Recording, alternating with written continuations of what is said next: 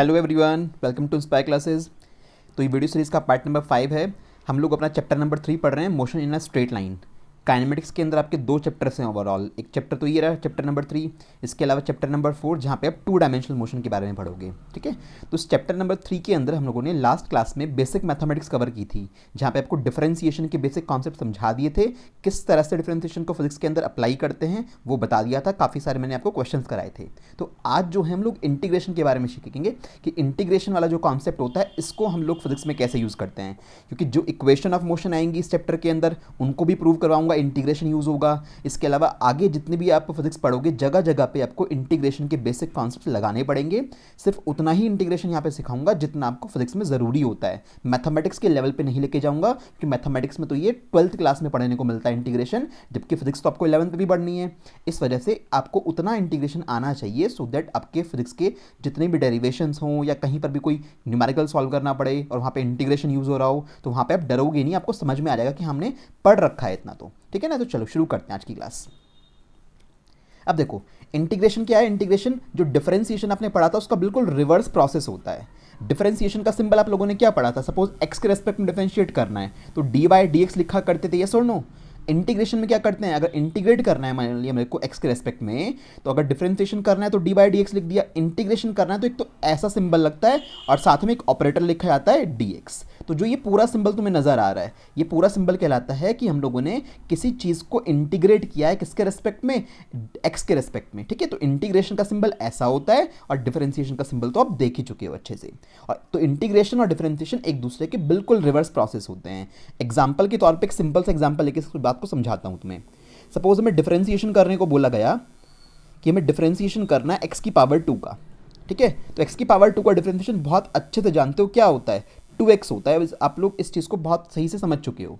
अब इसी तरह से अगर हमारे पास x की पावर 2 का डिफरेंशिएशन करने के बाद 2x आया है तो 2x का इंटीग्रेशन करने के बाद मुझे ये मिलना चाहिए कि भाई अगर इसको मैं इंटीग्रेट करूं तो मुझे क्या मिलना चाहिए, एक्स स्क्वायर मिलना चाहिए। तभी तो बोलेंगे कि डिफरेंशिएशन और इंटीग्रेशन एक दूसरे के रिवर्स प्रोसेस होते हैं।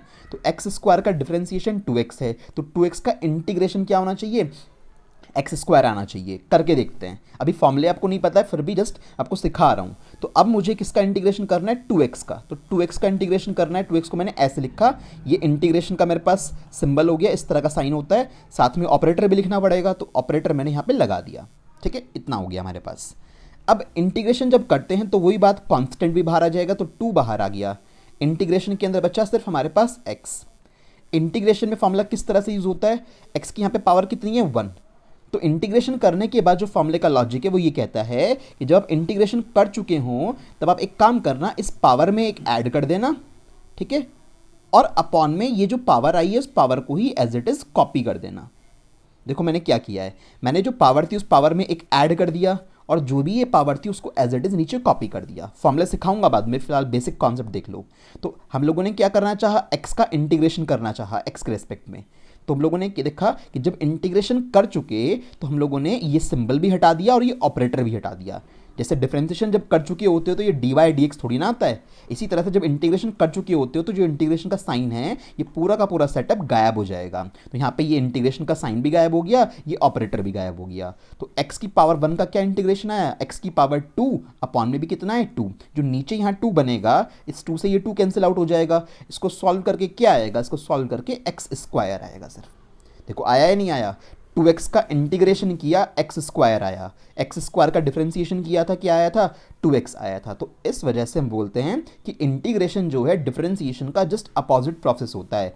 अगर आपको मैथमेटिक्स में, फिजिक्स में तो फिर भी इतना समझ में आ जाएगा, बहुत डिटेल में नहीं है इंटीग्रेशन, बट अगर मैथमेटिक्स में तुम्हें इंटीग्रेशन सीखना है जो 12th क्लास में आएगा उसके लिए तुम्हें डिफरेंशिएशन बहुत अच्छे से आना चाहिए। बिना डिफरेंशिएशन के इंटीग्रेशन सीख पाना पॉसिबल नहीं है। रीज़न तुम्हें क्लियर हो गया होगा कि बिकॉज एक दूसरे के रिवर्स प्रोसेस हैं। अगर ये अच्छे से आता है तो फिर उस केस में इंटीग्रेशन सीखने में कोई भी दिक्कत नहीं होने वाली। तो इतनी बात अभी समझ में आ गई आप लोगों को।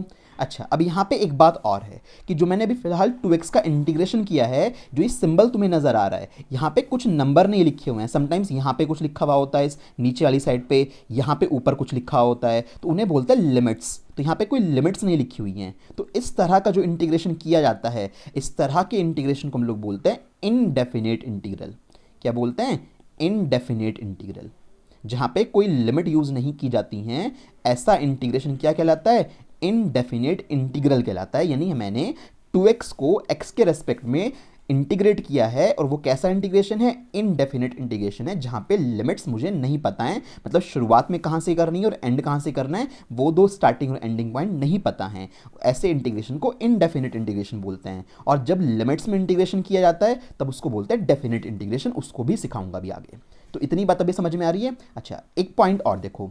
अभी आपने ये तो ठीक देख लिया कि 2x आप लोगों के पास था, आपने इंटीग्रेशन करा तो तुम्हें एक्स स्क्वायर मिल गया। बट हम अक्सर क्या करते हैं, जो भी इंटीग्रेशन के करने के बाद वैल्यू आती है, अगर बात कर रहे हैं इनडेफिनेट की, तो ध्यान रखना डेफिनेट में ये काम नहीं करेंगे जो मैं करने वाला हूँ, ये सिर्फ काम इनडेफिनेट इंटीग्रेशन में ही होता है।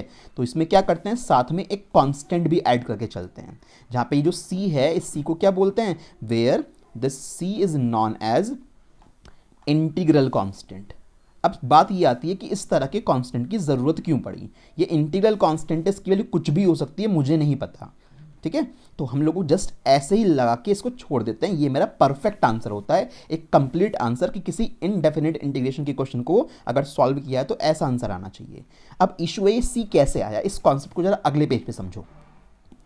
अब सोचो ज़रा, अभी आपने पढ़ा कि डिफरेंशिएशन इंटीग्रेशन रिवर्स प्रोसेस होते हैं, बिल्कुल होते हैं। अच्छा, तो हमारे पास एक वेरिएबल में मान लेता हूँ, सपोज मेरे पास एक था फंक्शन एक्स स्क्वायर प्लस 2, ठीक है, ये था मान लिया। तो एक्स स्क्वायर प्लस 2 मेरे पास है, तो उसका डिफरेंशिएशन करना है, तो क्या आएगा? तो आपको अच्छे से पता है कि भैया एक्स स्क्वायर का तो हो जाएगा 2x, और 2 जो लिखा हुआ है ये अकेला कॉन्स्टेंट है, इसका क्या हो जाएगा? 0 हो जाएगा। तो आप ये लिखोगे 2x प्लस 0, मतलब क्या लिखोगे?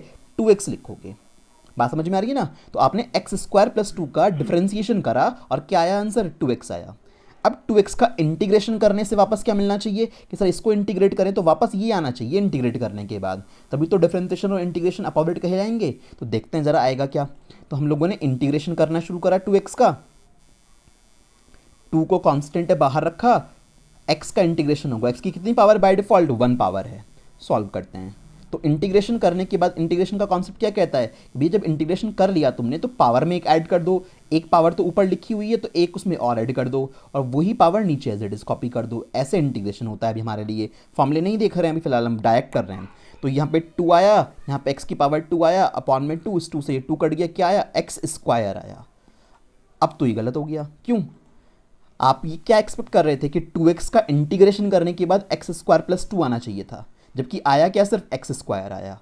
अब बात समझ में आ गई? इस वजह से हम लोग साथ में क्या यूज़ करते हैं? एक कांस्टेंट यूज़ करते हैं। भाई सोचो ना, मुझे क्या पता कि यहाँ पे किस कांस्टेंट का डिफरेंशिएशन करके 0 लाया गया होगा। भाई यहाँ पे 5 होता तो भी 0 आता, यहाँ पे 10 होता तो भी 0 आता, यहाँ पे 1000 होता तो भी 0 आता। इतना कन्फर्म है कि यहाँ पे कोई कांस्टेंट रहा होगा, तभी तो वैल्यू 0 आई होगी। तो इस वजह से 2x जो हमारे पास आया है, इसको वापस इंटीग्रेट करने के बाद मेरे पास पूरा एक्सप्रेशन प्रॉपर वे में बन जाए, तो उसके लिए मैं क्या करता हूँ? वेरिएबल तो मैंने निकाल लिया, एक्स स्क्वायर तो मेरा आ गया, बट कांस्टेंट नहीं ला पाओगे, तो क्योंकि कांस्टेंट की वैल्यू तो पता ही नहीं क्या थी। तो इस वजह से हम लोग क्या करते हैं? एक इंटीग्रल कांस्टेंट को यहाँ पे जोड़ के छोड़ देते हैं, जिससे ये प्रॉपर आंसर हो पाए कि हाँ हमारे पास इस पर्टिकुलर चीज़ का इंटीग्रेशन करने के बाद क्या आएगा? साथ में कोई कांस्टेंट आएगा। अब इस कांस्टेंट की वैल्यू हो सकता है, जैसे इस केस में तो 2 है, कहीं पे 0 हो, कहीं पे -1 हो, कहीं पे 1/2 हो, कुछ भी हो सकती है। इट कैन बी एनीथिंग, ठीक है? तो इस वजह से सो दैट आंसर प्रॉपर हो पाए, इंटीग्रेशन डिफरेंशिएशन एक दूसरे के अपोजिट कॉन्सेप्ट समझा पाएं, इसलिए हम लोग हमेशा जब भी इनडेफिनेट इंटीग्रेशन परफॉर्म कर रहे होते हैं, जहां लिमिट यूज़ नहीं होती है, तो उस सिचुएशन में आंसर के लास्ट में क्या जोड़ देते हैं? एक इंटीग्रल कांस्टेंट जोड़ देते हैं, बिकॉज वी डोंट नो कि जो ये हमारे पास आंसर आया है कि इस आंसर का डिफरेंशिएशन जब किया गया होगा तो आपके पास ये वाली वैल्यू आई होगी, और उस डिफरेंशिएशन में क्या कांस्टेंट था हम लोगों को क्या पता, तो हम लोग जनरल फॉर्मेट में एक इंटीग्रल कांस्टेंट को लाके यहाँ पे छोड़ देते हैं। तो यहाँ पे अब इस केस की अगर बात करें तो यहाँ इंटीग्रल कांस्टेंट की क्या वैल्यू है? 2 है, बट हमें उसे डिफाइन करने की ज़रूरत नहीं होती, हमें कुछ बताना नहीं होता कि क्या वैल्यू है, बस वी विल से दैट कि जो ये c है, ये c क्या है? ये c एक इंटीग्रल कांस्टेंट है, तब जाके आपका आंसर क्या होता है? कंप्लीट होता है। अदरवाइज तो गलत ही हो गया था ना, आपने तो यहाँ पे छोड़ ही दिया था, एक्स स्क्वायर के बाद कुछ भी नहीं लिखा था, जो कि गलत है, जबकि वैल्यू क्या थी? एक्स स्क्वायर के पास कोई कॉन्स्टेंट भी था, that's why we need to add the c। तो बेसिक बात होप कि तुम्हें समझ में आ गई होगी, ठीक है ना? तो इंटीग्रेशन का भी इतना सा बेसिक आया है। अब फॉर्मूलों पे आ जाते हैं, जरा फॉर्मूले देखते हैं क्या होते हैं। अभी देखो, y हमारे पास एक फंक्शन है, इसका x के रेस्पेक्ट में डिफरेंशिएशन करना है, तो ये वाला ऑपरेटर आप लोगों ने यूज़ करा कि सर y है, y का x के रेस्पेक्ट में डिफरेंशिएशन करना है तो ऐसे लिखेंगे। अब इसी तरह से वो y है, उस y का x के रेस्पेक्ट में इंटीग्रेशन करना है तो क्या लिखा, इंटीग्रेशन का साइन बना लिया और ये ऑपरेटर लिख लिया। बात समझ में आ रही है? थोड़ा कंपैरिजन देखना दोनों में, डिफरेंशिएशन और इंटीग्रेशन में क्या फ़र्क होता है। तो y हमारे पास एक कोई फंक्शन था, डिफरेंशिएशन करना पड़ा x के रेस्पेक्ट में तो डी बाई डी एक्स लिखा। इस y वाले फंक्शन का अगर इंटीग्रेशन करना पड़ा x के रेस्पेक्ट में तो इस फॉर्मेट में लिखा गया है। अब कौन कौन से फॉर्मूले यूज़ करते हैं इस पूरे प्रोसीजर में, जरा उसको आगे प्रोसीड करते हैं हम लोग। देखिए इंटीग्रेशन, जैसे डिफरेंशिएशन के फॉर्मूले पढ़े थे ऐसे इंटीग्रेशन के भी फॉर्मूले हैं, सिर्फ यहाँ पे वही फॉर्मूले लिखे हैं जो फिजिक्स में ज़रूरत पड़ने वाली है। पूरा इंटीग्रेशन नहीं पढ़ा रहा हूँ, इंटीग्रेशन तो अपने आप में बहुत बड़ी कहानी है। ठीक है, अब देखो पहला फॉर्मूला हमारे पास क्या है, ये सबसे ज़्यादा यूज़ होगा। पहला फॉर्मूला आपकी पूरी फिजिक्स में सबसे ज़्यादा तुम्हें इंटीग्रेशन में यही फॉर्मूला देखने को मिलेगा जगह जगह पे। फॉर्मूला क्या है, एक्स की पावर एन डी एक्स। यहाँ पे एक बात बहुत अच्छे से ध्यान रखना, अगर एन की वैल्यू -1 है तो ये फॉर्मूला एप्लीकेबल नहीं है, क्योंकि अगर n की पावर यहाँ पे -1 हुई, यानी x की पावर यहाँ पे -1 हुई, यानी n की वैल्यू अगर -1 हुई तो यहाँ पे -1 आएगा और +1, तो नीचे -1 + 1 क्या बना लेगा, 0, और 1/0 कितना होता है, इनफाइनाइट, तो आंसर इनडेफिनेट हो जाएगा। दैट्स वाई ऐसा फॉर्मूला, यानी कि अगर x की पावर -1 होगी तो उस केस में इसको मत लगा देना। उस सिचुएशन के लिए कौन सा है, ये तीसरे वाला फॉर्मूला है। x की पावर -1 मतलब 1/x ही तो होता है, तो x की पावर -1 है अगर इंटीग्रेशन में, डिफरेंशिएशन में तो कोई समस्या नहीं है, x की पावर -1 का भी डिफरेंशिएशन कर लोगे, बट इंटीग्रेशन में ध्यान रखना है कि अगर x की पावर -1 है, सिर्फ -1 पे, तो ये स्पेशल फॉर्मूला है अलग, उसमें इसे मत लगा देना, आंसर इनडेफिनेट बन जाएगा। चलो फॉर्मूला क्या है हमने लगा दिया था वैसे, तो x की पावर n का आपको क्या करना है, इंटीग्रेशन करना है। तो क्या करोगे, इस पावर में एक ऐड कर दोगे, देखो ऊपर एक ऐड का रखा है, चाहे पॉजिटिव पावर हो चाहे नेगेटिव हो कोई फर्क नहीं पड़ता, बस -1 नहीं होनी चाहिए। तो उस पावर में क्या करोगे, एक ऐड कर दोगे और जो भी पावर आई है एज इट इज उठा के नीचे कॉपी कर दोगे। प्लस में क्या है, एक इंटीग्रल कांस्टेंट, इसका पंगा तो मैंने तुम्हें समझा ही दिया पूरा का पूरा। तो ये सबसे ज़्यादा यूज़ होगा। इसके बाद e की पावर x का अगर हम लोग इंटीग्रेशन करें क्या आएगा भाई, जब e की पावर x का डिफरेंशिएशन भी e की पावर x होता है तो इंटीग्रेशन भी वही होगा, तो सेम टू सेम कहानी है, इसका इंटीग्रेशन भी वही होता है, डिफरेंशिएशन भी वही होता है, साथ में क्या जोड़ दिया, एक कांस्टेंट तो हमेशा चलेगा ही चलेगा जब तक भी आप इनडेफिनेट इंटीग्रेशन की बात कर रहे हो, बिना लिमिट्स के इंटीग्रेशन पढ़ रहे हो। नेक्स्ट में क्या है, 1/x, इसको क्या बोल सकता था वो, x की पावर -1 का इंटीग्रेशन करो, तो इस सिचुएशन को आप ऐसे भी बोल सकते हो। तो कैसे करेंगे इसका इंटीग्रेशन, इसका इंटीग्रेशन होता है log x, ये ln x पता था ना, log x बोलते हैं इसको, तो log x + c, क्योंकि log x का डिफरेंशिएशन याद करो क्या होता है, 1/x होता है, इसलिए 1/x का इंटीग्रेशन क्या हो गया, log x हो गया। अच्छा अब ट्रिग्नोमेट्री पे आते हैं, sin x का इंटीग्रेशन cos x है माइनस में, क्यों, क्योंकि याद करो आपके पास cos x का जब डिफरेंशिएशन किया था तो माइनस का sin x आया था, अगर इसका डिफरेंशिएशन करूं तो माइनस का sin x आएगा, इसलिए जब sin x का डिफरेंशिएशन करते हैं तो माइनस का cos x आता है। अगर डिफरेंशिएशन करोगे इंटीग्रेशन करने पे तो माइनस cos x आ गया, अगर इस sin x का डिफरेंशिएशन करते तो क्या आता, सिर्फ cos x आता है ना याद। तो sin x का डिफरेंशिएशन तो cos x होता है, बट sin x का इंटीग्रेशन जब करते हैं तो माइनस का cos x होता है। थोड़ा सा डिफरेंशिएशन रखना, थोड़ा अपना माइंड में क्लैरिटी रखना इन चीज़ों की, ठीक है। अब इसके बाद बात आती है cos की, cos x का डिफरेंशिएशन याद दिलाओ क्या था, cos x का डिफरेंशिएशन हमारे पास माइनस का sin x था, तो यहाँ उल्टा कर दो, माइनस को भूल जाना। तो cos x का इंटीग्रेशन क्या होता है, प्लस का sin x होता है, प्लस में इंटीग्रल कांस्टेंट जुड़ा हुआ है। अच्छा एक ये स्पेसिफिक चीज़ है कि अगर मेरे पास कुछ ना लिखा हुआ हो, मतलब सिर्फ इंटीग्रेशन का साइन लिखा हुआ है और ऑपरेटर लिखा हुआ है, dx भी हो सकता है कि भाई क्या पता ये ऐसे हो dt लिखा हुआ हो सिर्फ, तो उसका मतलब क्या है कि 1 तो लिखा हुआ ही होगा ना सब जगह पे बाय डिफॉल्ट। तो अगर यहाँ पे 1 लिखा हुआ है यानी कि सिर्फ dx लिखा हुआ है तो 1 आपस में मतलब अपने आप ही मान लोगे उस जगह पे, तो ऐसी सिचुएशन में इंटीग्रेशन करने पे जो ऑपरेटर है वही आंसर में आ जाएगा, यानी अगर dx है तो आंसर x आएगा, और अगर dt है तो आंसर क्या आएगा, t आएगा। सपोज कहीं पे ds है तो आंसर क्या आएगा, s आएगा। बात समझ में आ रही है, कहीं पे dp है तो आंसर क्या आएगा, p आएगा, ठीक है। तो जो भी फॉर्मेट है, अगर यहाँ पे कुछ और नहीं लिखा हुआ है तो उस सिचुएशन में इंटीग्रेशन, इसका dt का इंटीग्रेशन करने का मतलब dt का इंटीग्रेशन नहीं कर रहे हो, बाय डिफॉल्ट किसका कर रहे हो, उसके अंदर क्या लिखा होगा, 1 लिखा होगा सब जगह पे। तो 1 का अगर इंटीग्रेशन करते हैं, 1 और कुछ नहीं होना चाहिए, तो उस सिचुएशन में वही पर्टिकुलर ऑपरेटर से वेरिएबल निकाल के रख देना, dt है तो t, ds है तो s, dp है तो p और dx है तो x, और साथ में तो इंटीग्रल कांस्टेंट तो हर जगह जोड़ोगे ही, ठीक है। तो ये बेसिक कॉन्सेप्ट्स हो गए, ये फॉर्मूले हो गए जो आपके यूज आएंगे। जैसे डिफरेंशिएशन में तुम लोगों ने प्रोडक्ट रूल पढ़ा था, चेन रूल पढ़ा था, तो ऐसे कोई रूल यहाँ पे नहीं पढ़ने हैं। इंटीग्रेशन के अंदर भी प्रोडक्ट रूल होता है, काफ़ी कॉम्प्लिकेटेड है डिफरेंशिएशन के कंपैरिजन में। तो मैथमेटिक्स में जब बच्चे पढ़ते हैं तो वहाँ पे पढ़ेंगे। फिजिक्स में आपको इंटीग्रेशन पे प्रोडक्ट रूल की ज़रूरत नहीं पड़ेगी, तो रिक्वायरमेंट नहीं है उसकी यहाँ पे, ठीक है। चलो अब क्वेश्चन सॉल्व करना स्टार्ट करते हैं, क्योंकि बिना प्रैक्टिस के तो चीज़ें नहीं आएंगी। पहला क्वेश्चन हमारे पास आपको दिखाई दे रहा है, क्या है, यहाँ पे इसको इंटीग्रेट करना है एक्स की पावर 3 को। तो एक्स की पावर 3 को इंटीग्रेट करना है एक्स के रेस्पेक्ट में। तो फॉर्मूला बहुत अच्छे से याद है। फॉर्मूले के अकॉर्डिंग क्या होता है, देखो कई बार बच्चों को आदत होती है कि इंटीग्रेशन करने के बाद भी ये सिंबल लगाना शुरू कर देते हैं। मेरी बात ध्यान से सुनना, जब इंटीग्रेशन कर चुके होंगे तो ये सिंबल भी हटाना है और ये ऑपरेटर भी हटाना है। तो क्या करेंगे, एक्स की पावर 3 है तो पावर में एक ऐड कर दिया और वही पावर नीचे एज इट इज कॉपी कर दी। यही मेरा आंसर हुआ। प्लस में क्या जोड़ दूंगा, सी। जैसे ही इंटीग्रेशन हो जाए तुरंत क्या लगा सकते हो, इंटीग्रल कांस्टेंट आप जोड़ सकते हो। तो यहाँ पे क्या हुआ, एक्स की पावर 4/4 प्लस सी। सी को आपको बताना पड़ेगा क्या है, क्योंकि क्या पता वो क्वेश्चन में ही कहीं पे सी दिया रखा हो। तो सी हमारे पास क्या है, इंटीग्रल कांस्टेंट है। अगर क्वेश्चन में ही एबीसीडी यूज हो रखी है हमारे पास, तो उस केस में क्या कर सकते हो, उसको C1 C2 मान लेना, कैपिटल सी मान लेना, कुछ भी मान लेना, है ना। तो अगर कोई क्वेश्चन के अंदर ही एबीसीडी यूज कर ली तो वो तो क्वेश्चन की एबीसीडी है, तो यहाँ पे इंटीग्रल कांस्टेंट फिर मिस मैच हो जाएगा। तो ऐसी सिचुएशन में इसका नाम चेंज कर सकते हो, C1 C2 C3 कुछ भी यूज कर लेना। तो ये क्या है, इंटीग्रल कांस्टेंट है हमारे पास, ठीक है। तो इंटीग्रेशन हो गया ना कितना आसान सा। ऐसे ही अब 1/x² का करना है। तो उसका सॉल्यूशन कैसे करेंगे, फॉर्मूला तो कोई होता नहीं है डायरेक्ट, तो क्या करेंगे, एक्स की पावर को ऊपर ले जाओ, -2 हो जाएगी ऊपर जाके, ठीक है। सॉल्व करते हैं। एक्स की पावर -2 है, जो भी पावर है उस पावर में एक ऐड करना है, और जो भी पावर ऊपर दिखाई दे रही है उसको एज इट इज नीचे कॉपी कर देना है। प्लस में क्या है, सी। ऊपर क्या बचेगा, एक्स की पावर -1, ठीक है। नीचे क्या आएगा, -1, अच्छा, प्लस सी।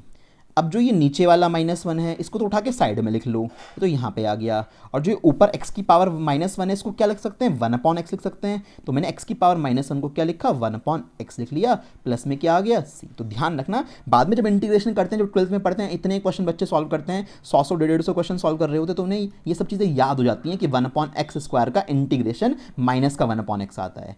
12th क्लास में जब डेरिवेशन करोगे फिजिक्स के अंदर, तो ऐसे कई जगह पे ये 1/x² फॉर्मेट आपका कई जगह पे बनेगा क्वेश्चन सॉल्व करते वक्त। तो वहाँ पे आपको डायरेक्टली याद हो जाता है तब तक जाते जाते कि इसका इंटीग्रेशन क्या होता है, माइनस का 1/x होता है। तो इतना सब कुछ भी नहीं करते बच्चे, डायरेक्टली याद हो जाता है, डायरेक्ट लिख देते हैं उस बात को। तो ये 2 क्वेश्चन तुम्हें समझ में आए होंगे। चलो अगले पे चलते हैं। अब यहाँ पे मतलब चीज़ें कंबाइन होके आने लगी। एक ये हमारे पास एक्सप्रेशन है, प्लस में एक ये दूसरा एक्सप्रेशन है। तो 2 चीज़ें अगर हमारे पास हैं तो इंटीग्रेशन कैसे करेंगे, सिंपल, जैसे डिफरेंशिएशन किया करते थे एडिशन सब्ट्रैक्शन में, डिफरेंशिएशन को सब पे डिस्ट्रीब्यूट कर दिया करते थे, तो ऐसे ही इंटीग्रेशन भी सब पे इंडिविजुअली डिस्ट्रीब्यूट हो जाता है। तो क्या करूँगा, बिल्कुल ऐसे ही। तो मैंने यहाँ पे 1/x³ पे डिस्ट्रीब्यूट कर लिया, ऑपरेटर भी डिस्ट्रीब्यूट होगा, सिंबल भी डिस्ट्रीब्यूट होगा और ऑपरेटर भी डिस्ट्रीब्यूट होगा, ध्यान देखना, ठीक है। तो x² dx, ऐसे इसको 2 पार्ट में बांट लिया। 3 चीज़ें होंगी 3 में बांट लेना, 10 चीज़ें होंगी 10 बार लगा लेना, इसमें कोई इशू नहीं है, प्लस हो माइनस हो डजेंट मैटर। अच्छा, अब इसको क्या करेंगे, इसको तो x की पावर -3 लिख देंगे, तभी कर पाएंगे हम लोग, ठीक है, प्लस x² dx। अब अगले स्टेप में इंटीग्रेशन कर दीजिए दोनों का।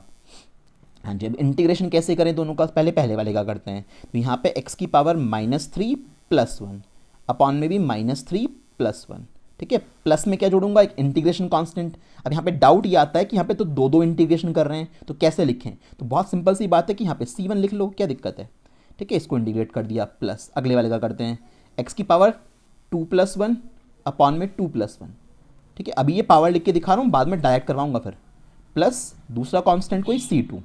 थोड़ा सॉल्व कर लीजिए। नीचे क्या बचेगा, -3 + 1, तो -2 बचेगा। तो माइनस तो हटा लिया साइड में, तो 2 एज इट इज़ अपनी जगह पे, 2 को ऊपर मत ले आना, 2 पर नहीं आएगा, ठीक है। तो माइनस तो साइड में आ गया, 2 यहीं पे रखा रहा। x की पावर कितनी है ऊपर, -2 है, तो x की पावर -2 को क्या लिख सकते हो, 1/x²। तो ध्यान देना, मैंने इस फॉर्मेट को ऐसे लिख दिया, कोई दिक्कत नहीं है। अच्छा, इसके बाद प्लस में यहाँ पे क्या, x की पावर 3 है, यहाँ पे क्या है 3 है अपॉन में, तो x की पावर 3/3 ये आ गया, ठीक है। इनको एक साथ लिख दिया, कांस्टेंट को एक जगह बना लिया, C1 + C2। अब ये दो कांस्टेंट तुम्हें पसंद नहीं आए, तुमने इन दोनों कांस्टेंट को क्या करा, अगले स्टेप में एक सिंगल कांस्टेंट बना के लिख दिया बस। तो -1/2x² प्लस x की पावर 3/3 प्लस c, ठीक है। एक single integral constant at last में लिख दिया। भाई है तो दोनों कांस्टेंट नंबर ही ना, 2 कांस्टेंट को ऐड करके भी किया आएगा, एक कांस्टेंट ही आएगा, ये सब्ट्रैक्ट कर लो आप। तो इस वजह से फाइनल आंसर इस तरह से छोड़ते हैं। तो ऐसे क्वेश्चन में भी कोई दिक्कत नहीं होनी चाहिए। अब 3 पार्ट में डिस्ट्रीब्यूट हो गया क्वेश्चन, तो 3 बार इंटीग्रेशन डिस्ट्रीब्यूट कर दो। तो अब इसमें हम लोग शॉर्टकट से करेंगे, डायरेक्ट बहुत लेंदी नहीं करेंगे, शॉर्टकट से करेंगे। तो यहाँ से सब पे ऑपरेटर डिस्ट्रीब्यूट कर लो, सब पे इंटीग्रेशन डिस्ट्रीब्यूट कर लो। तो प्रॉपर वे में इस चीज़ को ज़रा देखते रहिएगा। तो मैंने ऐसे लिख दिया, कांस्टेंट सबके बाहर निकाल लो, 6 बाहर आ गया, इंटीग्रेशन तो वेरिएबल वाले का ही होगा सिर्फ। यहाँ पे 2 बाहर आ गया, इंटीग्रेशन तो सिर्फ वेरिएबल वैल्यू का ही होता है। प्लस यहाँ पे 5 अकेला, इसे भी बाहर निकालो, सिर्फ इंटीग्रेशन बचे हुई चीज़ का होगा। अच्छा 6, हाँ जी, इंटू एक्स की पावर 2 का कितना होगा, डायरेक्ट कर रहा हूँ, पावर में एक ऐड करो और वही पावर नीचे कॉपी कर दो। पावर में एक ऐड करा, वही पावर नीचे कॉपी कर दी, प्लस 2। यहाँ पे एक्स की पावर कितनी है दूसरी जगह पे, 1 है बाय डिफॉल्ट, तो पावर में एक ऐड करूँगा तो क्या हो जाएगा, 2 हो जाएगी पावर, अपॉन में भी 2, प्लस 5। इसका क्या करूँ, बताया था ना dx है, कुछ नहीं लिखा हुआ अंदर, तो सिर्फ क्या आ जाएगा, x आ जाएगा। इस सिचुएशन में इसका सिर्फ हम x लिख सकते हो, कोई इशू नहीं है यहाँ पे। अब 3 से डिवाइड करो, 3 2 जा 6, तो कितना हो गया, 2x क्यूब हो गया मेरे पास, प्लस इस 2 से ये 2 गया, x स्क्वायर हो गया, प्लस 5x हो गया, प्लस c, इंटीग्रल कांस्टेंट मत भूल जाना। तो इस तरह से इस चीज़ का भी इंटीग्रेशन आराम से कर सकते हैं। तो ये बड़ा सा प्रोसीजर नहीं है, जितने भी पार्टीशन में उसको अलग अलग पार्ट पे बांटते रहो और उसको इंटीग्रेट करते रहो, फाइनली इसमें कोई बड़ा इशू नहीं आएगा। नेक्स्ट वन, अब रूट एक्स का मेरे को इंटीग्रेशन करना है। अब रूट एक्स का क्या मतलब होता है, रूट एक्स तो हाफ पावर ही तो होती है, तो क्या दिक्कत है, अगर रूट एक्स हाफ पावर होती है तो इसको ऐसे लिख लो, एक्स की पावर 1/2 इंटू डी एक्स। ठीक है, इंटीग्रेशन परफॉर्म करते हैं। तो एक्स की पावर 1/2 क्या मतलब, 1/2 में एक जोड़ दिया, रूल तो वही है ना, और नीचे भी एज इट इज पावर को कॉपी कर दिया, प्लस में क्या आएगा, सी आएगा हमारे पास। तो यहाँ से नीचे तो बना 3/2, ऊपर भी कितना बना, एक्स की पावर 3/2। ठीक है भाई, प्लस में सी। अब नीचे का जो 3/2 है उसको 2/3 लिख दिया गया। ठीक है, 2/3 एक्स की पावर 3/2 प्लस सी। तो इस तरह से हमारे पास फाइनल इंटीग्रेशन हो गया रूट एक्स का। तो रूट एक्स का इंटीग्रेशन करने में भी कोई इशू नहीं है, सेम टू सेम कहानी बार बार रिपीट हो रही है। ठीक है, अब नेक्स्ट वाला पार्ट करते हैं सही। नेक्स्ट वाले पार्ट की तरफ जब चलेंगे तो यहाँ पे इंटीग्रेशन को डिस्ट्रीब्यूट कर लो अलग अलग, 2 बाहर आ गया, इंटीग्रेशन रूट एक्स का होगा सिर्फ और सिर्फ, प्लस इंटीग्रेशन ई की पावर एक्स का होगा, प्लस इंटीग्रेशन साइन एक्स का होगा। समझ रहे हो ना। तो इस तरह से ऑपरेटर भी डिस्ट्रीब्यूट करना है, बिना ऑपरेटर के खाली ब्लैंक इंटीग्रेशन लगाने से कुछ नहीं होगा, जब तक ये ऑपरेटर नहीं है ना, dx dt वॉटेवर, इसके बिना इंटीग्रेशन इनकम्प्लीट होता है। ठीक है भाई, तो 2 एक्स की पावर रूट एक्स, अब ये रूट एक्स का आप इंटीग्रेशन करोगे तो क्या आएगा, अभी अभी आपने सॉल्व किया, मैं यहीं से कॉपी कर रहा हूँ, 2/3 एक्स की पावर 3/2, अभी आपने सॉल्व किया था ना भाई, ये तो रहा 2/3 एक्स की पावर 3/2, तो ये आपके पास आया। कांस्टेंट क्या जोड़ोगे, कांस्टेंट c1 ऐड कर दिया आप लोगों ने। ठीक है भाई, प्लस ई की पावर एक्स का इंटीग्रेशन क्या होता है सर, ई की पावर एक्स ही होता है, कांस्टेंट एक नया उठा लो c2, प्लस उसके बाद साइन एक्स का इंटीग्रेशन कर रहे हो, डिफरेंशिएशन cos x हुआ करता था, तो इंटीग्रेशन क्या होता है, माइनस का cos x होता है, तो माइनस का cos x प्लस c3। अब इन सबको एक जगह मर्ज कर लो, अब 2 2 जा तो 4 हो गया, तो 4/3 एक्स की पावर 3/2 प्लस ई की power x minus cos x, और जो ये c1 c2 c3 बचे हैं इनको सिर्फ क्या लिख दिया, c लिख दिया। बात समझ में आ रही है ना, c1 c2 c3 जो भी बचे हैं सिर्फ इनको क्या लिख दिया, एक सिंगल इंटीग्रल कांस्टेंट लिख दिया। और हर बार ये बात ध्यान रखना, इसको बता दिया करो कि यहाँ पे c क्या है, ये c इंटीग्रल कांस्टेंट है, सो दैट ऐसा ना लगे कि ये क्वेश्चन का ही पार्ट था या क्वेश्चन का दिया हुआ कोई वेरिएबल था। तो इसलिए इस तरह से आप चीज़ों को अटेम्प्ट कर सकते हो, कोई बहुत बड़ी बात नहीं है। बेसिक फॉर्मूले आने चाहिए, उनको अप्लाई करना आना चाहिए, थोड़ी सी पावर सॉल्व करनी आनी चाहिए नेगेटिव पॉजिटिव में, बाकी कोई दिक्कत वाली बात नहीं है। ठीक है भाई, चलो अगले क्वेश्चन पे आते हैं, धीरे धीरे लेवल बढ़ाते जाते हैं इस चीज़ का। अब यहाँ पे प्रॉब्लम क्या है इस सिचुएशन में हमारे पास, कि साइन 2x लिखा हुआ है, तो सॉल्यूशन देखो कैसे करेंगे। वही क्यों प्रॉब्लम आ गई ना पहले वाली जैसे डिफरेंशिएशन में आई थी, कि भाई साइन x का डिफरेंशिएशन तो जानते थे cos x, but sign 2x का नहीं जानते थे। तो वहाँ पे क्या किया था आपने, वहाँ पे आपने इस 2x को चेन रूल में अप्लाई किया था, अपने मन में क्या मान लिया था, x मान लिया था। कि मैंने क्या कहा था, कि मैंने इसके सामने एक शर्त रख दी कि ये 2x क्या बन जाएगा, x बन जाएगा, और फिर मैंने इसको साइन x मान के डिफरेंशिएशन कर दिया था, और बाद में शर्त पूरी करने के लिए क्या किया गया था, इसका डिफरेंशिएशन आगे कर दिया गया था। अब ये तो इंटीग्रेशन है, बट तो इंटीग्रेशन के रूल्स रेगुलेशन थोड़े से चेंज हो जाएंगे। तो यहाँ पे क्या होता है, ज़रा मेरी बात ध्यान से सुनिएगा। इस सिचुएशन में मुझे साइन 2x का इंटीग्रेशन करना है, फॉर्मूला तो कोई डायरेक्ट है ही नहीं, बिल्कुल भी नहीं है। तो साइन 2x का इंटीग्रेशन करने के लिए क्या करोगे, सबसे पहली बात तो वही है कि आप इसको अपने मन में अज्यूम कर लेना कि ये x है, तो साइन x है आपके लिए अभी। तो साइन x का इंटीग्रेशन बता दो क्या होता है। तो साइन x का इंटीग्रेशन हमारे पास होता है माइनस का cos x। लिखोगे वही ओरिजिनल वाला, वही पुरानी कहानी बता रहा हूँ, ईजिएस्ट वे में बता रहा हूँ कैसे सॉल्व कर सकते हो। कई सारे तरीके होते हैं, 2-3 तरीके हैं मेरे पास, बट मैं आपको ईजिएस्ट वे बता रहा हूँ जैसे आपको इसको समझ पाओगे। तो यहाँ पे साइन 2x था, तो 2x को मैंने x अज्यूम कर लिया अपनी मर्जी से।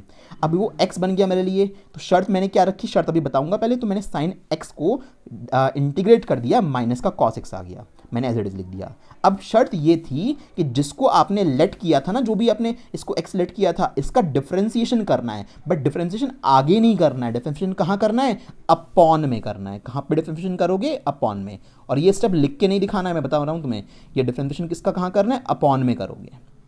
ये स्टेप लिख के नहीं दिखाओगे, डायरेक्टली क्या लिखोगे, जो उसके बाद वाला स्टेप लिख रहा हूँ, माइनस का cos 2x, और इस नीचे वाले का डिफरेंशिएशन करने के बाद क्या आएगा, 2x का डिफरेंशिएशन क्या आएगा, सिर्फ 2 आएगा, यस और नो।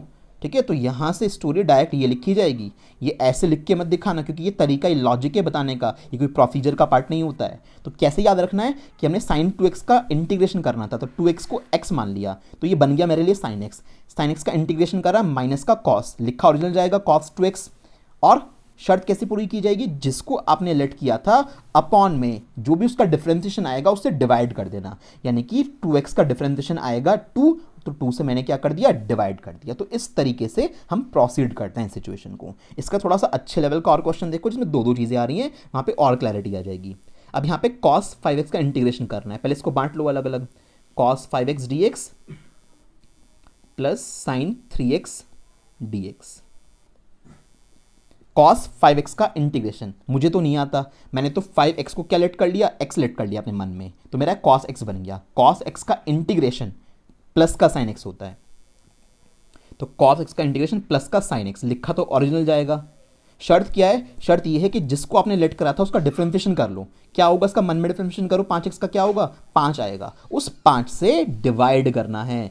पहले डिफरेंशिएशन में उसे आगे लिखा करते थे, अब आगे नहीं लिखना, इंटीग्रेशन पढ़ रहे हो तो यहाँ पे उससे डिवाइड करोगे। ये बात ध्यान रखिएगा, ये एक सिंपल सा रूल बता रहा हूँ जिससे चीज़ें गड़बड़ नहीं होंगी। प्लस C1 लिख लिया यहाँ पे अपने, आगे चलो उसमें। साइन 3x इंटीग्रेशन कर रहे हो, 3x को क्या मान लो, 3x को x मान लो, तो साइन x का क्या हो गया, माइनस का cos x हो गया, माइनस का cos x, लिखा तो ओरिजिनल ही जाएगा। अब क्या करूंगा, 3x का डिफरेंशिएशन करो, मन में आया 3, उस 3 से कर दो डिवाइड। ठीक है भाई, प्लस में C2 जोड़ लेना यहाँ पे। तो फाइनली आंसर क्या बना, sine 5x upon 5 minus cos 3x upon 3, और C1 C2 को सिर्फ क्या लिख दिया, एक C लिख दिया। यहाँ पे C क्या है, C हमारा एक इंटीग्रल कांस्टेंट है। बात समझ में आ गई ना। तो इस तरह से हम लोग इंटीग्रेशन परफॉर्म करते हैं। इसलिए आपको कहा था बिना डिफरेंशिएशन के इंटीग्रेशन सीख पाना पॉसिबल नहीं है। जिसको डिफरेंशिएशन बहुत अच्छे से आता है वही इंटीग्रेशन की तरफ प्रोसीड कर सकता है। इसलिए पीछे वाली क्लासेस बहुत अच्छे से कवर अप कर लेना, तब जाके तुम्हें चीज़ें बहुत ईजिली समझ में आ जाएंगी। और इंटीग्रेशन मैंने कहा बहुत बड़ा चैप्टर है, इंटीग्रेशन में पूरा नहीं पढ़ाऊंगा, सिर्फ उतना पढ़ाऊंगा जितना फिजिक्स में यूज़ होगा, है ना। मैथमेटिक्स के पॉइंट ऑफ व्यू से इंटीग्रेशन को नहीं लेके जाएंगे, क्योंकि भैया बायो वाले बच्चे भी तो होते हैं, उनको इतने मैथमेटिक्स नहीं आती है, फिजिक्स तो वो भी पढ़ते हैं ना। तो बायो वालों को भी इतनी मैथ्स तो पढ़नी पड़ेगी कि उनका फिजिक्स में काम चल जाए अच्छे से। ठीक है, चलो आगे चलते हैं। अब बात आती है ऐसे क्वेश्चन को, इसका क्या करें, साइन स्क्वायर एक्स। डिफरेंशिएशन में क्या किया था सर, डिफरेंशिएशन में तो इसको ऐसे कर लिया था, साइन एक्स का होल स्क्वायर मान लिया था यूं, है ना। और इसको हमने लेट कर लिया था, कुछ साइन एक्स को हमने एक्स लेट कर लिया था। एक्स लेट करके क्या करा था कि भाई एक्स लेट हो गया तो एक्स की पावर 2 हो गई, तो एक्स की पावर 2 का क्या होता है, 2x होता है, तो हमने 2x लिख दिया था ऐसे। ठीक है, और उसके बाद इस साइन एक्स का भी डिफरेंशिएशन करा था, तो आगे करना पड़ा था साइन एक्स का डिफरेंशिएशन, तो उसका क्या आया था, कॉस एक्स आया था डिफरेंशिएशन करने के बाद। तो 2 sine x into cos x करके हमारा आंसर आ गया था। अब की बार इंटीग्रेशन में इनका डिफरेंशिएशन ऐसे, इनका इंटीग्रेशन ऐसे नहीं होता है। यह डिफरेंशिएशन फिर भी बहुत आसान प्रोसीजर था। अब इंटीग्रेशन में ऐसे फंक्शन को आप इंटीग्रेट नहीं कर सकते इतनी आसानी से। रीज़न क्या है यहाँ पे, रीज़न जो इशू है वो ये है कि आप जिस चीज़ को अब की बार लेट करने वाले हो ना, भाई आपने पहले लेट कर लिया था इसको डिफरेंशिएशन में कोई दिक्कत नहीं थी, बट यहाँ पे आप जिसको लेट करने वाले वो एक वेरिएबल क्वांटिटी है। एक्स आ गया नहीं आ गया, है ना। अब देखो साइन एक्स हमारे पास आ गया है। पीछे वाले केस में क्या था, पीछे वाले केस में भी 2x था, बट 2x का जब डिफरेंशिएशन किया था तो वहाँ पे क्या आया था, हमारे पास 2 आया था, एक कांस्टेंट आया था। 5x का जब डिफरेंशिएशन किया था तो क्या आया था, एक कांस्टेंट आया था 5। 3x का किया था, एक कांस्टेंट आया था 3। बट अब की बार जो यहाँ अंदर बैठा हुआ है ना, इसका डिफरेंशिएशन अगर मन में करूंगा मैं, मुझे अभी मैं क्या सोच रहा हूँ अपने मन में, मैं ये सोच रहा हूँ मैं ऐसा करूंगा कि सिंपल यहाँ पे इंटीग्रेशन का बेसिक रूल लगा लूंगा, इसको x मान लूंगा इंटीग्रेशन के पॉइंट ऑफ व्यू से, x की पावर 2 हो जाएगी। और x की पावर 2 का इंटीग्रेशन क्या होता है, x की पावर 3/3 होता है। तो साइन एक्स की पावर 3/3 ऐसे लिख लूंगा और क्या करूंगा, इससे इसके डिफरेंशिएशन से डिवाइड कर दूंगा। इसका डिफरेंशिएशन क्या होता है, साइन एक्स का होता है कॉस एक्स, तो इससे डिवाइड कर दूंगा, ऐसे आ जाएगा। तो ये गलत हो गया, ऐसे नहीं कर सकते। तो रीज़न क्या है, अगर कोई पर्टिकुलर चीज़ को आप कुछ लेट कर रहे हो ना, तो एक बात का ध्यान रखना कि उसका डिफरेंशिएशन करने के बाद एक कांस्टेंट क्रिएट होना चाहिए। अगर कांस्टेंट क्रिएट हो रहा है तो आप उस पर्टिकुलर कांस्टेंट से डिवाइड कर सकते हो, जैसे आप लोगों ने यहाँ पे कर दिया था। ये बात बहुत अच्छे से समझ लेना कि आपने जिस चीज़ को लेट किया है अपने मन में, अगर उसका डिफरेंशिएशन करने पे कोई कांस्टेंट जनरेट हो रहा है, जैसे 2x का डिफरेंशिएशन मन में किया तो 2 जनरेट हुआ था, 5x का किया था तो 5 जनरेट हुआ था, एक कांस्टेंट नंबर है ना, तो इंटीग्रेशन में आप डायरेक्ट डिवाइड कर दोगे। बट अब की बार साइन एक्स को आप लेट करने जा रहे थे और साइन एक्स का डिफरेंशिएशन तो कॉस एक्स होता है, जो कि एक कांस्टेंट नंबर नहीं है। तो भैया ऐसी सिचुएशन में आप ऐसे डिवाइड करके क्वेश्चन सॉल्व नहीं कर सकते हो, इस बात का ध्यान रखिएगा, ठीक है। तो ये मेरे लिए पॉसिबल नहीं है। तो इस चीज़ को कैसे टैकल करें, इसके लिए दूसरा सॉल्यूशन होगा, ऑब्वियसली बात है। तो हाँ, ये यूज़ आएंगे, 12th क्लास में भी यूज़ आएंगे ऐसे फॉर्मूले, ठीक है। तो क्या करेंगे, अब साइन स्क्वायर एक्स का इंटीग्रेशन करने के लिए कुछ ना कुछ तो होगा ही भाई, ऐसा थोड़ी ना कि इंटीग्रेशन ही नहीं होगा। तो आपके पास फॉर्मूला होता है यहाँ पे एक ट्रिग्नोमेट्री का, अब हेल्प लेनी पड़ेगी ट्रिग्नोमेट्री की। अब ट्रिग्नोमेट्री का क्या बेसिक फॉर्मूला, पहले मैं तुम्हें समझा देता हूँ। ट्रिग्नोमेट्री में cos 2x का फॉर्मूला आता है, मेरी बात ध्यान से सुनना। cos 2x का फॉर्मूला आता है, दो फॉर्मूले होते हैं बेसिक हमारे पास। एक तो होता है 2 cos स्क्वायर एक्स माइनस 1, और एक होता है 11th के ट्रिग्नोमेट्री में ही आते हैं ये, ठीक है, 1 माइनस 2 साइन स्क्वायर एक्स। ये दो फॉर्मूले हैं ट्रिग्नोमेट्री से, क्योंकि देखो कैलकुलस का ट्रिग्नोमेट्री से बहुत क्लोज रिलेशन है, पूरी कैलकुलस ट्रिग्नोमेट्री पर बेस्ड होती है, ट्रिग्नोमेट्री आनी चाहिए कैलकुलस को कैरी आउट कराने के लिए आगे। तो cos 2x का एक फॉर्मूला हुआ 2 cos स्क्वायर एक्स माइनस 1, या फिर 1 माइनस 2 साइन स्क्वायर एक्स। जो एंगल यहाँ पे था उसका आधा हो गया यहाँ पे, तो जो एंगल यहाँ पे था उसका आधा हो गया यहाँ पे, ये फॉर्मूले हैं, ठीक है। अच्छा, अभी मेरे पास प्रॉब्लम कौन सी अटकी हुई है, साइन स्क्वायर एक्स की अटकी हुई है। तो साइन स्क्वायर एक्स इस वाले फॉर्मूले में आता है ना, तो अगर cos 2x is equal to 1 minus 2 sine square वाला फॉर्मूला यूज करूं, यानी कि ये इज इक्वल टू ये यूज करूं, यहां से साइन स्क्वायर एक्स की वैल्यू निकालूं, तो इंटीग्रेशन में sine square x d x is equal to क्या लिख दूंगा, यहां से वैल्यू निकालो जरा, कैसे आएगी, यहां से जब वैल्यू निकालोगे आप सॉल्व करके, तो 1 माइनस कॉस 2x अपॉन 2 आना चाहिए, ठीक है। भाई सोचो जरा, भाई आपके पास क्या लिखा हुआ, आपके पास cos 2x is equal to ये लिखा हुआ है, तो आप 2 साइन स्क्वायर एक्स को पहले इधर ले आओगे, तो cos 2x वहां पे चला जाएगा 1 के पास माइनस में, तो 1 माइनस cos 2x हो जाएगा, और अपॉन में क्या आ जाएगा, 2 आ जाएगा। तो साइन स्क्वायर एक्स की जो वैल्यू है वो वैल्यू क्या आएगी, वो ये आएगी यहाँ पे। तो मुझे इससे से रिप्लेस करना पड़ता है, और अब मैंने क्या लगा दिया, dx। अब मैं कराता हूँ तुम्हें इसका इंटीग्रेशन, कॉस वाला तुम खुद से कर लेना एक बार, पहले मैं इसका इंटीग्रेशन करवा दूँ। तब क्या करूँगा इंटीग्रेशन करने के लिए, अब देखो 2 जो यहाँ पे 2 को तो रख लो बाहर, 2 का तो कुछ करना ही नहीं है। अच्छा, इंटीग्रेशन में क्या बचा, 1 माइनस कॉस 2x बचा, मैंने 1/2 को तो बाहर हटा लिया। अब मैं इसका इंटीग्रेशन परफॉर्म करता हूँ, तो अब क्या करूँगा मैं, यहाँ पे इंटीग्रेशन को डिस्ट्रीब्यूट कर दूंगा, भाई 1 वाले पे डिस्ट्रीब्यूट कर दिया, माइनस कॉस 2x वाले पे डिस्ट्रीब्यूट कर दिया। इंटीग्रेशन करो अलग अलग, तुम्हें दोनों का आता है। dx का क्या हो गया, सिर्फ x हो गया, माइनस cos 2x। अब तो कोई दिक्कत नहीं है ना, क्यों, 2x है, 2x को तो कर लोगे आपने अपने मन में, इसको क्या लेट कर लिया, x लेट कर लिया, तो cos 2x का इंटीग्रेशन क्या आ गया, प्लस का sin x आया, तो sin लिखा ओरिजिनल जाएगा sin 2x। डिवाइड किससे करोगे, इसका डिफरेंशिएशन करो मन में, कितना आएगा 2, उस 2 से डिवाइड कर दोगे आप, ठीक है भाई, 2 से 2 मत काट देना, ठीक। इसे थोड़ा सा सॉल्व कर लो, तो x/2 minus sin 2x/4 plus c, ऐसे करते हैं साइन स्क्वायर एक्स का इंटीग्रेशन। समझ में आ रही है ना बात। तो साइन स्क्वायर एक्स यानी किसी फंक्शन का स्क्वायर है, इस तरह बीच में साइन और कॉस के यूज होते हैं, टेन कॉस सेक पे तो जानिए था, क्योंकि कितना मैथ नहीं पढ़ना।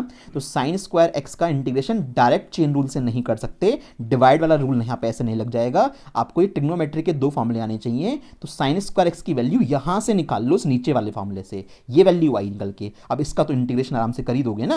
अब इसी तरह से अब आपके पास इसका इंटीग्रेशन करना पड़ेगा कॉस स्क्वायर एक्स का। तो इसके लिए क्या करोगे, यहाँ से वैल्यू निकाल लेना।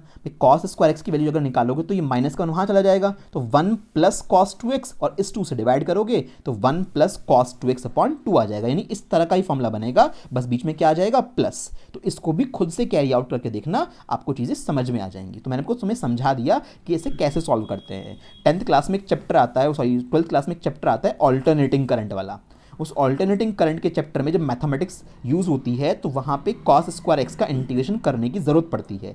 इसलिए बहुत ज़रूरी है कि तुम्हें इतना मैथमेटिक्स आता हो कि तुम्हारा काम चल जाए। यहाँ तो मैंने बता ही दिया, जब आप 12th क्लास में पढ़ोगे तो वहाँ पे भी आपको एक बार फिर से रिकॉल करा दिया जाएगा कि हाँ ऐसा कुछ आपको पढ़ाया गया था, जिससे एकदम से आपको नई चीज़ ना लगे वो बिल्कुल। ठीक है, तो ये सब हो गया हमारे पास। अब इनडेफिनेट इंटीग्रेशन के बारे में बहुत कुछ जान लिया जितना ज़रूरी था। अब बात आती है डेफिनेट इंटीग्रेशन किसे बोलते हैं। अब देखो दो लिमिट तुम्हें नज़र आ रही होंगी, एक एरिया सा नज़र आ रहा है इस ग्राफ के अंदर, एक एफ एक्स का कर्व बना हुआ है मेरे पास, इसके अंडर में ए से लेके बी तक, यानी ए से लेके बी तक का कुछ एरिया इन्होंने सराउंड कर रखा है। शुरुआत कहाँ से कर रखी है, ए से कर रखी है, एंड कहाँ पे कर रखा है, बी से कर रखा है। तो इस तरह के फॉर्मेट में हम लोग इंटीग्रेशन को फिर लिखते हैं। जो सिंबल बनाया करते थे ना इस पे, अब यहाँ पे कुछ वैल्यू तो यहाँ पे लिखनी शुरू कर देते हैं और कुछ वैल्यू यहाँ पे लिखनी शुरू कर देते हैं। यानी एक बाउंडेड रीजन में अगर किसी चीज़ को इंटीग्रेट करते हैं, इंटीग्रेशन का मतलब सिर्फ सिंपल सा ये होता है कि सम अप करना, चीज़ों को एड ऑन करना। जब छोटी छोटी चीज़ों को ऐड करते हैं, छोटे छोटे टुकड़े अगर मेरे पास बहुत सारे हैं और इनको मैं जोड़ना शुरू कर दूं, तो उसको मैं मैथमेटिकली क्या कर सकता हूं कि मैं इसको इंटीग्रेट कर सकता हूं। तो इंटीग्रेशन का मतलब होता है छोटे छोटे पार्ट्स को ऐड ऑन करके पूरा एक कंप्लीट पार्ट्स बनाना। तो वहां पे अगर एक परफेक्ट रीजन में स्टार्टिंग पॉइंट भी पता है, एंडिंग पॉइंट भी पता है, तब इंटीग्रेट कर रहे हो, तो ऐसे इंटीग्रेशन को बोलते हैं डेफिनेट इंटीग्रेशन। और डेफिनेट इंटीग्रेशन करते वक्त जो इंटीग्रल कांस्टेंट है उसको यूज नहीं करेंगे, सी जैसी कोई चीज़ यहाँ पे यूज नहीं आएगी, क्योंकि हमें अब की बार फिक्स वैल्यू पता है कहाँ से कहाँ तक इंटीग्रेशन करना है, तो सी को यूज नहीं करते हैं यहाँ पे। ठीक है, चलो चलते हैं, बेसिक चीज़ बताता हूँ क्या लिखा हुआ है। इंटीग्रेशन है किसका, एफ एक्स नाम का कोई फंक्शन होगा, एक्स के रेस्पेक्ट में इंटीग्रेशन करना है। लिमिट क्या भरी हुई है, ए से लेके बी तक। जो ये नीचे वाली लिमिट होती है इसको लोअर लिमिट बोलते हैं, जो ऊपर वाली लिमिट होती है इसको अपर लिमिट बोलते हैं। और इसको क्या पढ़ा जाएगा इस पूरे फंक्शन को, integration of f x with respect to x, यानी एफ एक्स का इंटीग्रेशन कर रहे हो एक्स के रेस्पेक्ट में। कहाँ से कहाँ तक, between the limits x is equal to a to x is equal to b, यानी a से लेके b तक की लिमिट में आप f को क्या कर रहे हो, इंटीग्रेट कर रहे हो। तो इस तरह का बेसिक फॉर्मेट होता है डेफिनेट इंटीग्रेशन का। ये चीज़ नोट कर लेना है, बहुत सिंपल वे में समझाई हुई है। अच्छा, अब लिमिट कैसे पुट करते हैं। मान लो ये फंक्शन था मेरे पास, क्या था, एफ एक्स नाम का कोई फंक्शन था, उसको a से लेके b तक इंटीग्रेट किया जा रहा था x के रेस्पेक्ट में। इंटीग्रेशन करने के बाद जो भी आया होगा जनरल फॉर्मेट है, मान लो कैपिटल एफ एक्स आया, स्मॉल एफ एक्स का इंटीग्रेशन करा, कैपिटल एफ एक्स नाम की कोई टर्म आई, तो इंटीग्रेशन तो हो चुका, तो ये वाला सिंबल भी हटाना पड़ेगा और ये ऑपरेटर भी हटाना पड़ेगा। तो हाँ, मैंने ये सिंबल भी हटा दिया, देखो ये ऑपरेटर भी नहीं है, बट लिमिट नहीं रखी गई ना, लिमिट बाद में रखी जाती है, पहले इंटीग्रेशन कर लो उसके बाद लिमिट भरोगे। क्या करते हैं, जो भी इंटीग्रेशन आ गया स्क्वायर ब्रैकेट्स लगाते हैं ऐसे बड़े बड़े, और लिमिट को इस तरह लिख देते हैं जैसे यहाँ पे लिखी हुई है, लोअर लिमिट लोअर पोजीशन पे, अपर लिमिट अपर पोजीशन पे। तो पहले इसका इंटीग्रेशन कर लिया सिंपल वे में जैसे पहले किया करते थे, ऐसे आ गया। उसके बाद स्क्वायर ब्रैकेट्स लगा के ऐसे लिमिट रख देते हैं ऊपर नीचे। अब लिमिट फिल कैसे होंगी, तो रूल ये है लिमिट फिल करने का कि आपने अभी इंटीग्रेशन एक्स के रेस्पेक्ट में किया था, तो जहाँ जहाँ पे एक्स आ रहा है पहले वहाँ पे ऊपर वाली लिमिट भरी जाएगी। तो मैं इस फंक्शन के अंदर पहले ऊपर वाली लिमिट भरूंगा, तो मैंने x की जगह पे क्या भर दिया, b भर दिया पहले। ठीक है, जब सॉल्यूशन करूंगा और अच्छी क्लैरिटी आ जाएगी, तो पहले ऊपर वाली लिमिट फिल की जाती है, फिर माइनस लगाया जाता है, और उसके बाद फिर ये नीचे वाली लिमिट फिल की जाती है। तो अपर लिमिट फिल करते हैं, माइनस का साइन लगाते हैं, फिर लोअर लिमिट फिल करते हैं। तो इनसे सब सॉल्व करोगे तो कोई एक न्यूमेरिकल आंसर आएगा, नंबर्स में आंसर आएगा, वेरिएबल में नहीं आएगा फिर आंसर, क्योंकि उसने यहाँ पे या तो अगर वेरिएबल दे रखे होंगे तो वेरिएबल में पहुंच जाएगा, अगर यहाँ पे नंबर दे रखे होंगे 2 से लेके 3, 10 से लेके 15, तो उस केस में क्या आएगा, नंबर में आंसर आ जाएगा। तो ओवरऑल बात ये है कि हम लोग पहले इंटीग्रेशन कर लेंगे और उसके बाद लिमिट को ऐसे रख के दिखाएंगे, फिर अपर लिमिट भरेंगे माइनस लोअर लिमिट। तो ये तरीका है हमारे पास बेसिक, कि किस तरह से हम लोग लिमिट को फिल करते हैं इंटीग्रेशन करने के बाद। ये बताना बहुत ज़रूरी है क्योंकि बेसिक सारा यही है हमारा। ठीक है, आगे चलते हैं, क्वेश्चन पे चलते हैं कि डेफिनेट इंटीग्रेशन के क्वेश्चन सॉल्व कैसे होते हैं।